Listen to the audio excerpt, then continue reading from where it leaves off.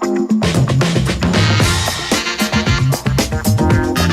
family, it's Marv, one rep at a time. We're going to do an exercise tutorial for a spider curl, as well as show you how you could use a preacher curl station to do that in addition to your traditional incline bench, which is how most folks do a spider curl. Now with all of our tutorial videos, highly encourage you to watch it at least once, where I go over the coaching points, setup, cues, mental tips, tricks, all that good stuff.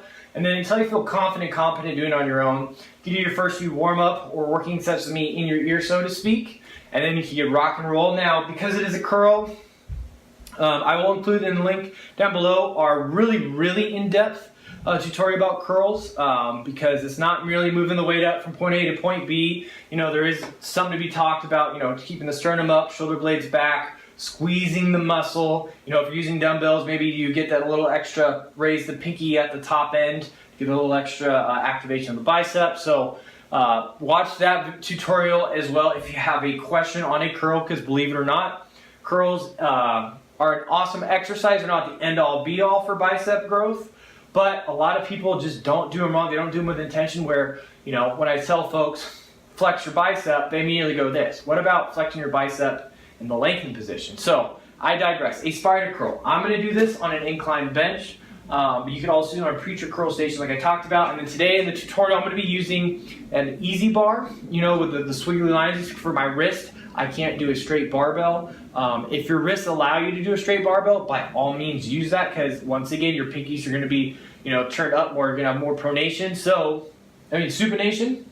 So you can't get a little extra activation of the biceps, but if it hurts your wrist, don't do it. But you can also do this with dumbbells as well. So let's go over the setup and then what your main thing you're focusing on.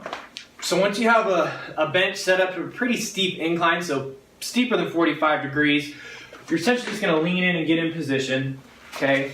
Now, what we're gonna do is you're gonna let your arms hang straight down, so you can see in the side view right there, my arms are straight down, and I'm curling up. I'm not moving my elbows forward, and I'm controlling it down, and I'm pausing in the bottom position.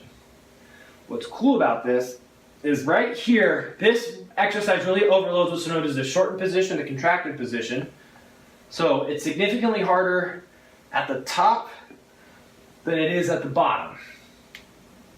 So say you would pair this with an incline curl, a traditional curl, and then a spider curl. You've loaded up the length and range of motion, the middle range of motion, and right here is your end range of motion overload.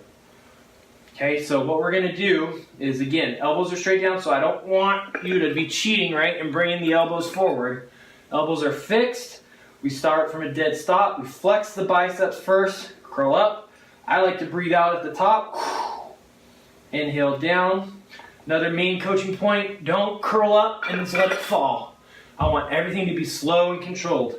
So up, squeeze, control it down. Pause, flex it before you start to curl it up, squeeze, control it down. Personally, I like this tempo. Now, if you're a client, you might have a specific rep tempo you've been given, because that will change, right? Rep tempo is just as important to change up as rest intervals, two things that a lot of folks neglect. But again, the main thing is, it's a bench steeper than 45 degrees. Let your elbows hang. Don't let it sway. You're trying to reduce momentum. Okay, we're trying to go from a dead hang or dead stop. Curl up, squeeze, control it down. Curl up, squeeze, breathe out, control it down. Now I know I talked about doing this on a reverse preacher curl station. So here on the screen, you can see this guy, he's doing the back side of a preacher curl station. That's fine as well, especially if you find that it's really hard to keep your elbows from moving forward. If not, do it on your traditional bench. And with that, let's do your first working or warm-up set together. Okay, so we have our bench set. It's steeper than 45 degrees. We're gonna come over. I personally like it to have the edge of the bench just above my nipple line, so my pecs are resting on it, but just the very bottom of my pecs. We get a nicer, my feet are on the ground, okay? We let the bar just hang down. That's where our elbow is gonna be. It's not gonna move forward, it's not gonna move back. We flex the arm, curl it up, breathe out, squeeze, squeeze, squeeze.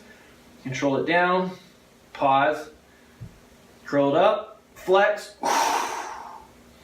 Inhale, control it down. Do not let the elbows come forward as you bring it up. up. Inhale down, up. Inhale down, curl up, squeeze the bicep as hard as you can. Inhale down.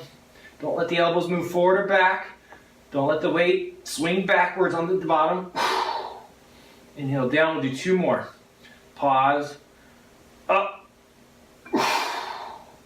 Inhale down, last one, up. Inhale down, and that's how I want you to do spider curls, 1 rep at a time.